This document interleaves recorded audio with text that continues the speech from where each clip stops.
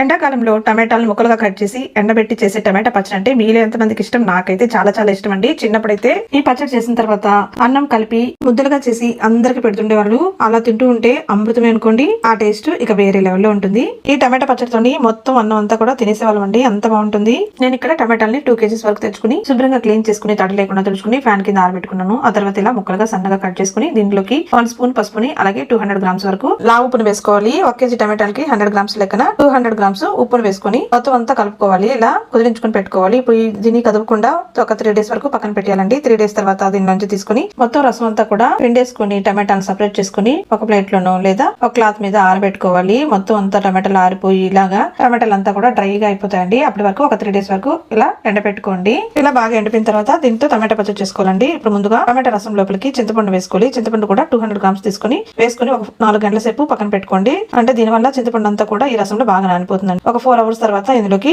కారాన్ని వేసుకోవాలి. కారం కూడా 200 grams అయితే సరిపోతుంది. అదే గ్లాస్ తో లెక్క పెట్టుకోండి, ఈజీగా ఉంటుంది. మొత్తం వేసుకున్న తర్వాత దీన్ని ఇప్పుడు మిక్సీ పట్టుకోవాలి. గ్రైండర్ లో కూడా వేసి మెత్తగా పేస్ట్ లాగా చేసుకోండి. నేను ఇక్కడ మిక్సీ పట్టుకున్నాను. అలాగే మనం టమాటాలు ఎండబెట్టుకున్నాం కదండి, దాన్ని కూడా ఇలా పౌడర్ లాగా చేసుకుని వేసుకుని మొత్తం అంతా కూడా కలుపుకోండి. ఈ పచ్చడి సంవత్సరం అంతా నిలువ ఉంటుంది. అలాగే కలర్ కానీ టేస్ట్ కానీ మారిపోకుండా చాలా బాగుంటుందండి. చూసారు కదా, ఇలా బరగ్గా మిక్సీ పట్టుకోవాలి టమాటాలని. ఇప్పుడు దీన్ని కూడా వేసుకుని బాగా కలుపుకోండి. ఇలా మొత్తం అంతా కూడా కలుపుకున్న తర్వాత ఇప్పుడు ఇందులోకి ఆవు పొడి, మెంతి పొడిని వేసుకోవాలండి. దీనికోసం స్టవ్ మీద ఒక ప్యాన్ పెట్టుకుని అందులోకి ఒక 2 స్పూన్స్ వరకు ఆవాల్ని 1 స్పూన్ వరకు మెంతులను వేసుకొని బాగా ఫ్రై చేసుకోండి.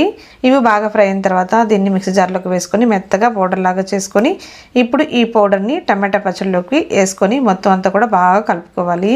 ఈ పచ్చడిని ఇలాగే మనం స్టోర్ చేసుకొని ఎప్పుడు కావాలంటే ఎంత కావాలంటే అంత క్వాంటిటీలో తీసుకొని పోపు పెట్టుకొని వాడుకోవచ్చు అండి. లేదా మొత్తం పచ్చడిని అంతా కూడా ఒకేసారి పోపు పెట్టుకోవచ్చు. చూస్తుంటేనే తినేయాలనిపిస్తున్నది కదండి, నోట్లో నీళ్లు ఊడుతున్నాయి. నాకైతే చాలా చాలా ఇష్టం అండి, చాలా బాగుంటుంది. 80s 90s కిడ్స్ కి అయితే ఈ పచ్చడి ఖచ్చితంగా వాళ్ళ ఫేవరెట్ లిస్ట్ లో అయితే ఉంటుంది.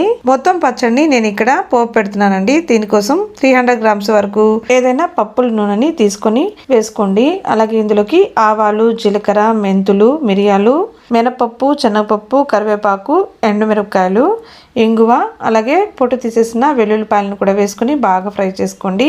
ఇవన్నీ బాగా ఫ్రై అయిన తర్వాత ఇప్పుడు ఈ ఆయిల్ని అలాగే తీసుకొని టమాటా పచ్చడి లోపలికి వేసుకోండి. అంతేనండి, మనకు టమాటా పచ్చడి అనేది రెడీ అయిపోయింది.